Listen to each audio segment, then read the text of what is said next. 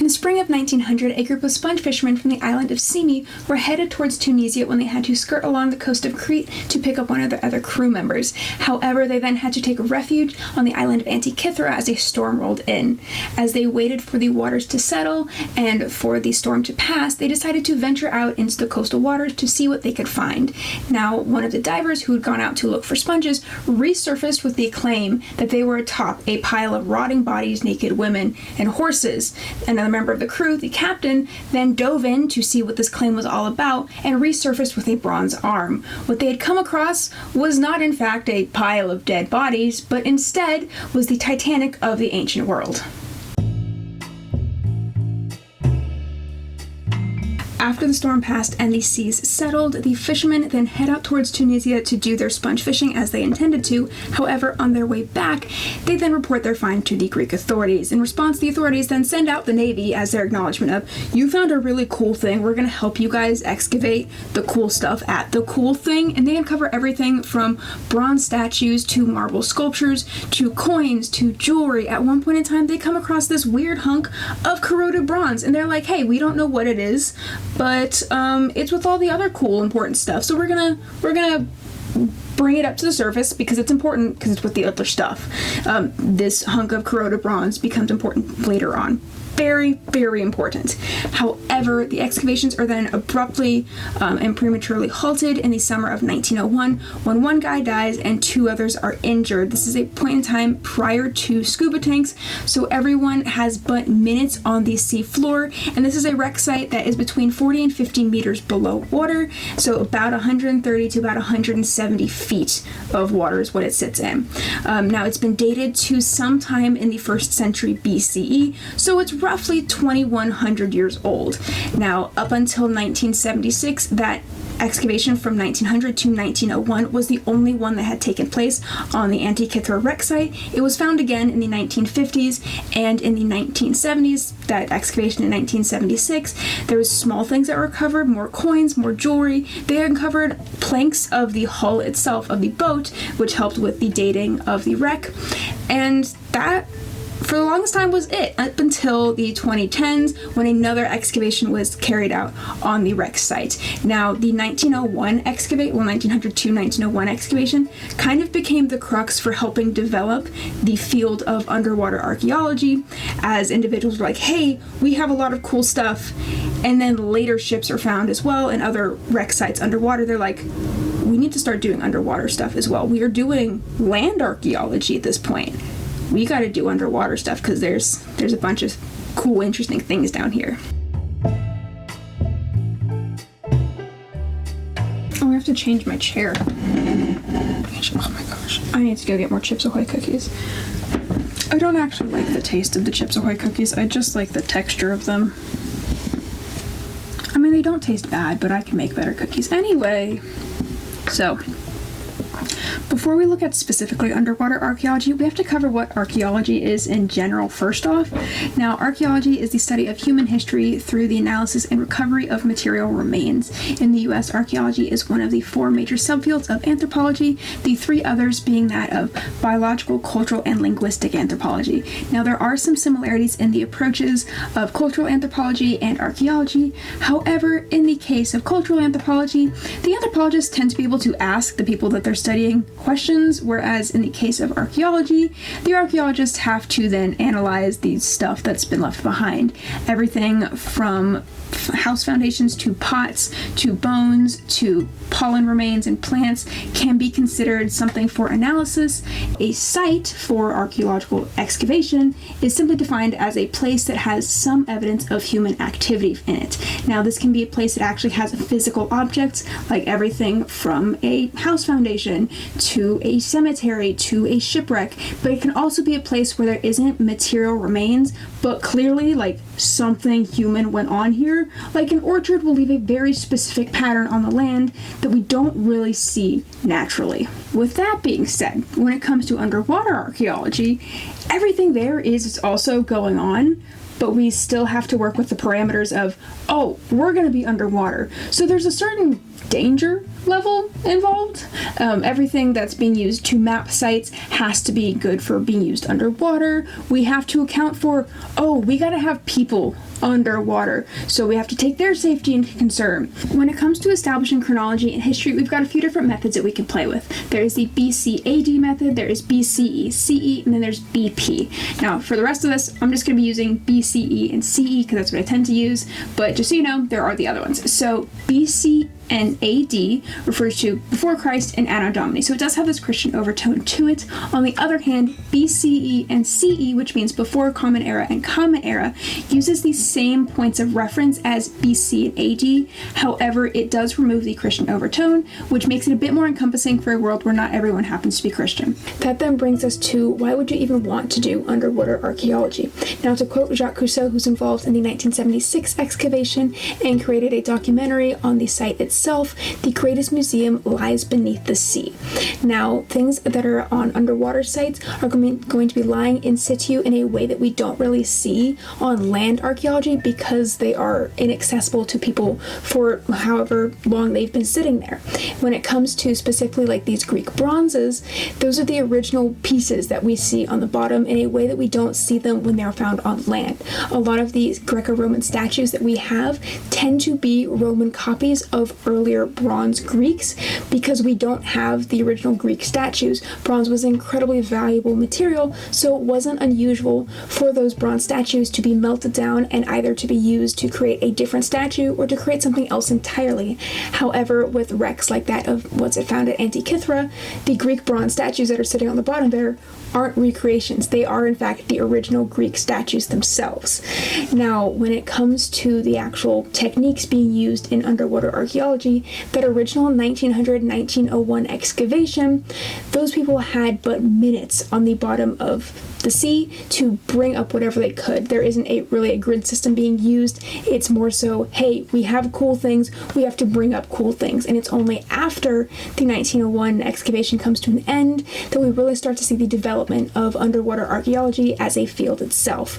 Now, moving on to that, from 1976, we have that second excavation that takes place, and while they have the scuba setup, these rebreathers that are being used, there's an extended period that they can be on the bottom. They have the techniques to do underwater archaeology, but it is still becoming a developing thing, so they can't be on the bottom doing their archaeological work for hours at a time solely because of the technology they have available to them. Now, in the late 2010s, early 2020s, we have another series of excavations that's taking place at Antikythera, where there's a really unique piece of equipment that's being used on the site itself, this thing called exosuit. Now, what exosuit is, it is a large cast aluminum thing. Essentially, it is kind of a submarine that an individual is in, and they can stay at the bottom for hours on end. It's almost a tool that in 1976 and much less in 1901 people could have dreamed of having when looking at the intricacies and the luxuries that are on the Antikythera wreck itself. Now, the way that this exosuit works, it's made of a cast aluminum, and the individual that's within the suit itself is kind of trapped within the pressure that is up on the surface, so they don't have the same pressure constraints that would be going on if someone was doing wet diving like they were doing back in the 1976 excavation. So there really isn't that need to do any of the depressurizing and equalizing to pressure at the bottom versus pressure at the top, because they're in this hard suit that the pressure from being 40 to 50 meters underwater isn't going to affect them, and all of their life support equipment is contained within the suit. Again, it is a type of tech that would have been a dream to use back in the 1976 excavation, much less back in the 1901 excavation, that we have accessible to us nowadays as the field of underwater archaeology continues to develop as the years go by. It's also important to note that Exosuit isn't owned by an archaeology group, it's owned by a construction group, so that's kind of fun.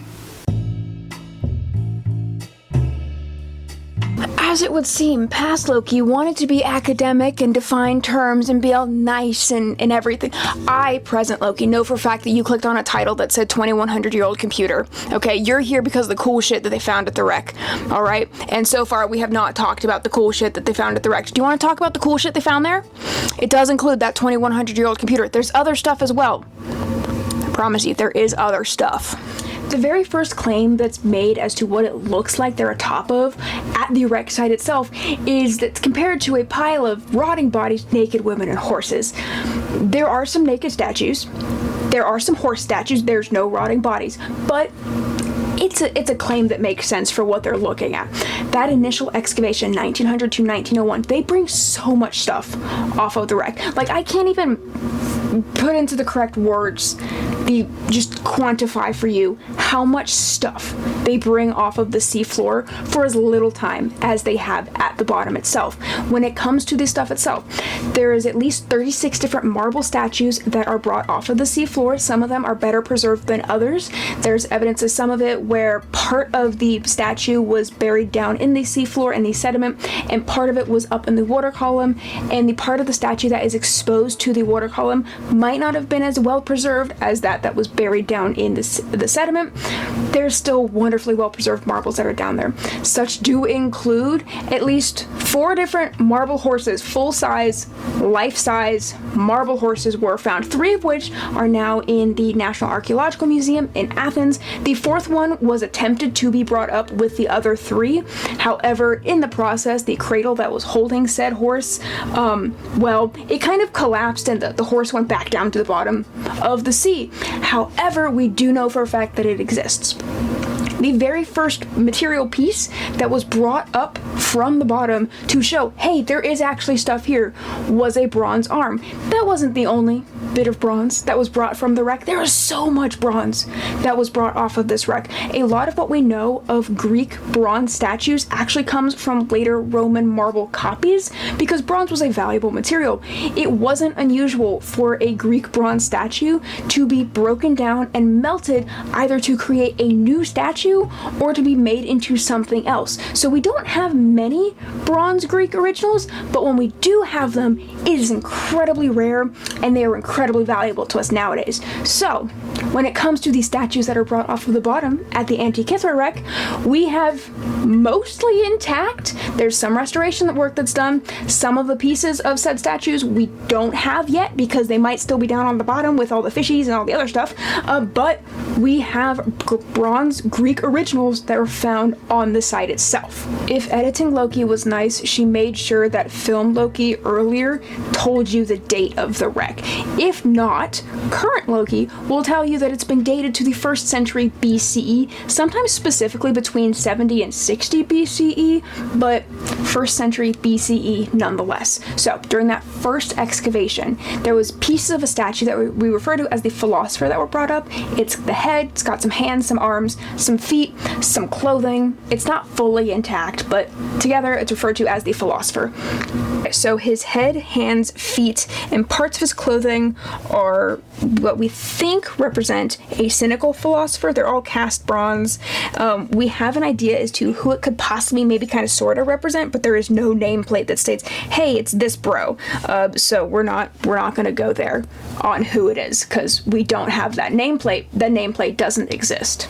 In addition to philosopher guy, we have Antikythera youth, which is brought up during this first excavation. Homeboy dates to between 340 and 330 BCE, so it's like the cusp of the late classical, almost Hellenic age. So Hellenic age really begins with the death of Alexander, and this is like a baby statue at the time that Alexander finally kicks the bucket. Okay, he's been around for a while, but not that long in terms of how other statues might have existed at this point. Okay, so this is showing that like the Greeks have like a great understanding of human anatomy, just like going off of how Homeboy is not only posed, but how a Homeboy was cast as well. The musculature, fantastic. Bone structure, phenomenal.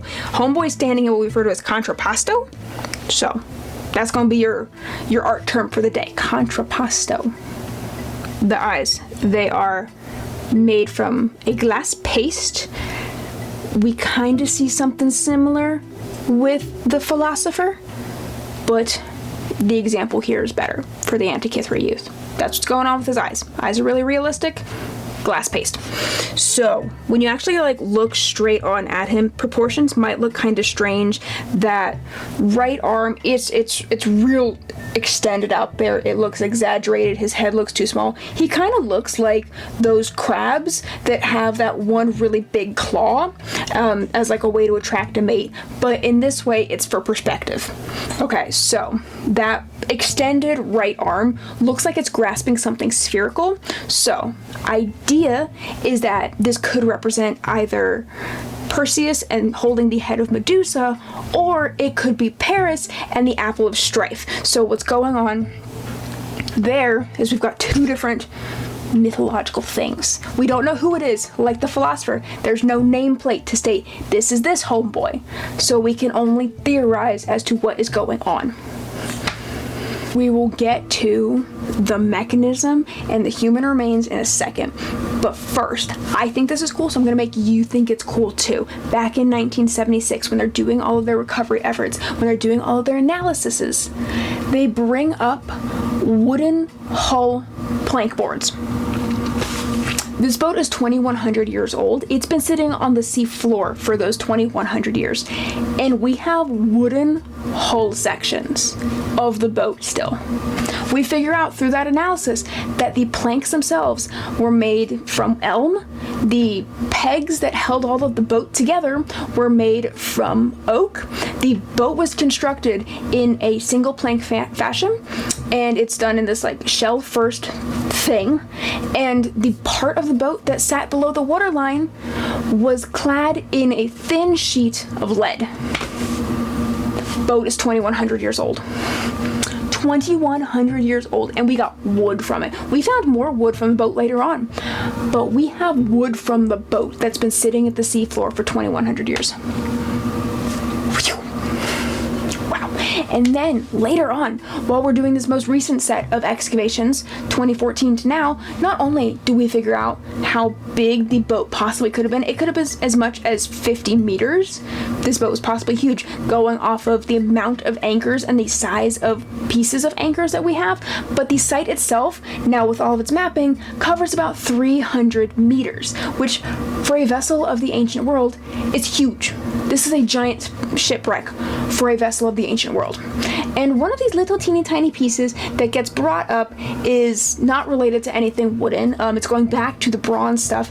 It's this little teeny tiny thing made of bronze. It has 4 perforated holes on it, and originally the thought was, oh my god, is it part of the mechanism? Current thought is that it probably wasn't. It might have been decorative for furniture, for a seal or whatnot, but when it has been analyzed, it's been figured out that it's got a picture of a bull on top of it. We don't know what it was for, but it's a little bronze piece that's got a bull on it. Recent find. Fancy.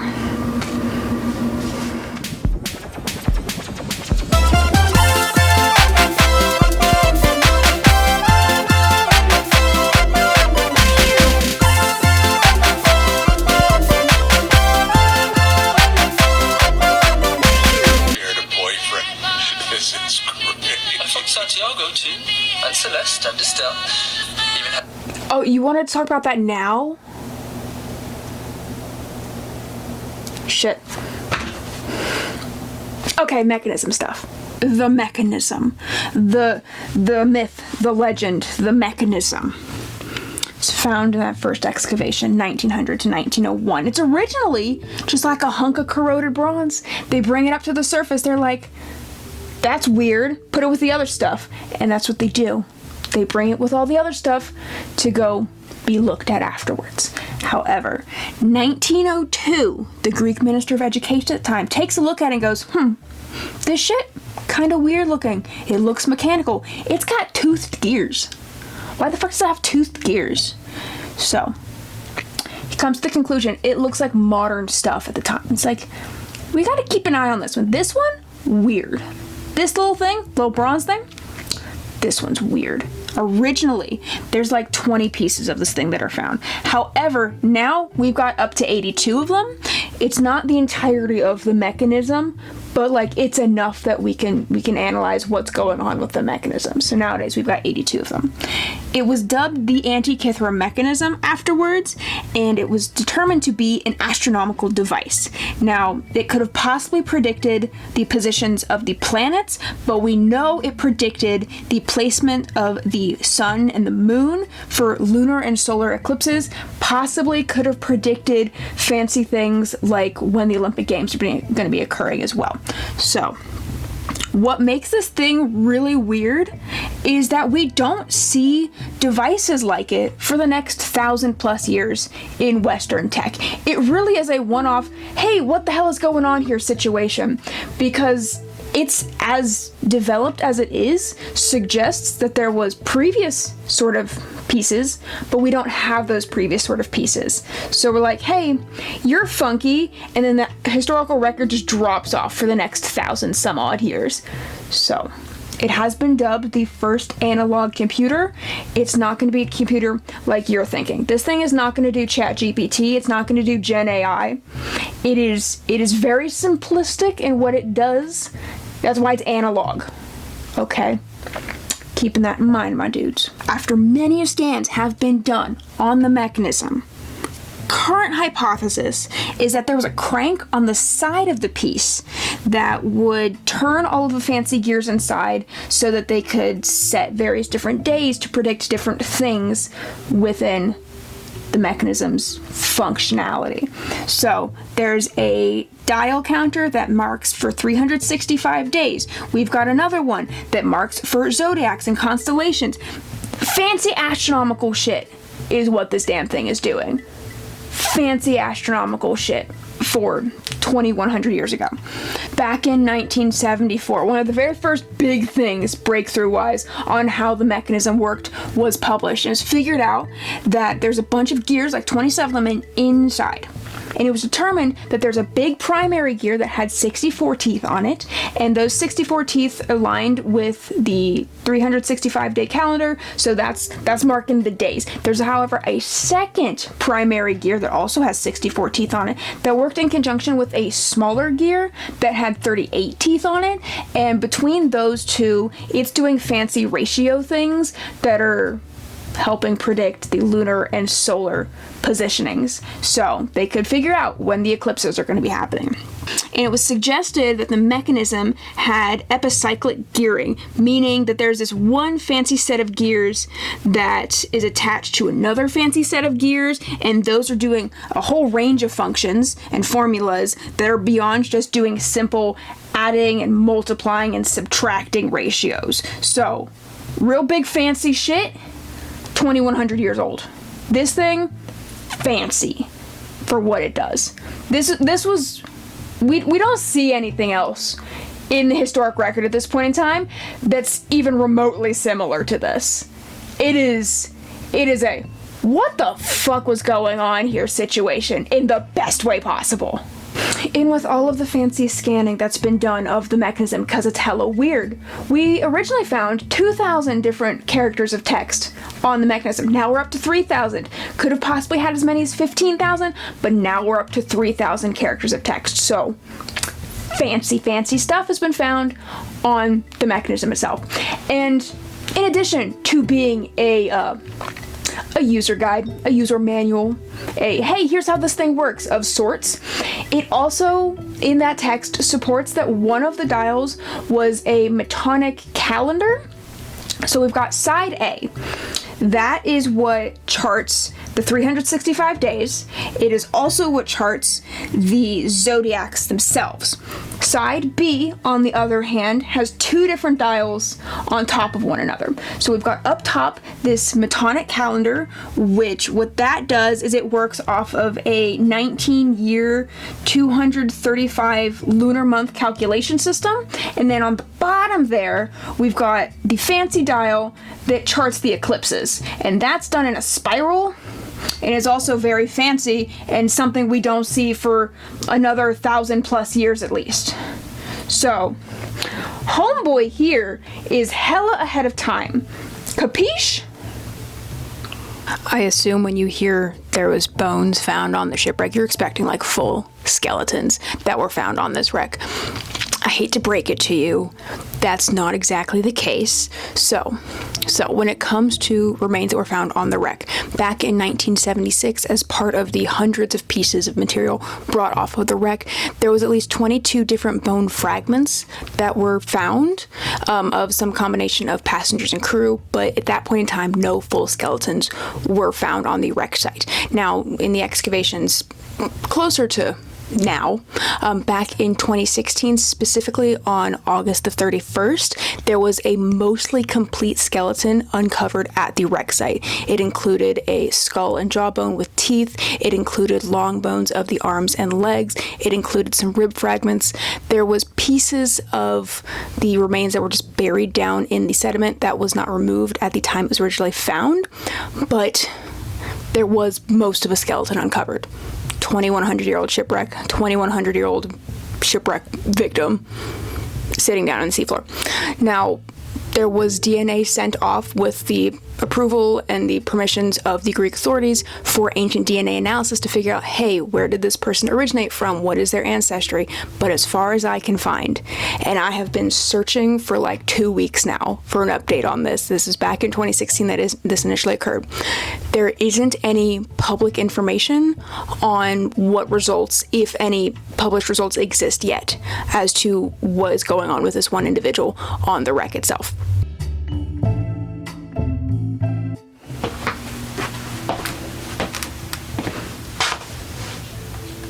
You're still here? Okay. So, I guess you want to know why this is relevant. Okay. Give me 2 seconds. I need more caffeine, actually. Okay, with caffeine in hand, when it comes to shipwrecks in the Mediterranean, there's more than just what's at Antikythera. When there was a time prior to trains and cars and high-speed movement that we have nowadays, the quickest way to move things in the Mediterranean basin was across the sea. So it is not unusual to find shipwrecks that have this interesting amount of material to them that is in situ, and it's the type of material that we're like, hey, we don't see this sort of thing on land. So when it comes to the Antikythera wreck itself, it's sitting on a pretty major transition point, pretty major shipping lane towards Rome. Hence why we kind of theorize that the boat was headed towards Rome with the kind of quantities of stuff that it has. In the 1st century BCE, Rome really wanted antiquities from Greece. They weren't thinking of them as antiquities or thinking of them as art. They're antiquities to us, but that's what they really wanted at that point in time. So it's not all that unusual that we have this wreck that has Greek material on it. In the quantities that it does, it's pretty unusual, but other than that, this is a major shipping lane that the wreck itself is sitting on. Now, the field of underwater archaeology is pretty new, and it's pretty new, especially in comparison to when this wreck was found. It's only really quantified in the later half of the 20th century that actual underwater archaeology begins to take shape, and it begins to become a field of its own. When we have other shipwrecks that are being found and other really important sites. Now, this isn't the oldest wreck that's been found in the Mediterranean. There are some other ones that are older, other ones that are really important as well. However, it is the one that keeps on giving. There's so much material here that it is going to be entertaining underwater archaeologists for decades to come, really. This is already cooled off at this point. This is really annoying. My freaking tea is being a nuisance. Now you can go. Go click on another video. Bye.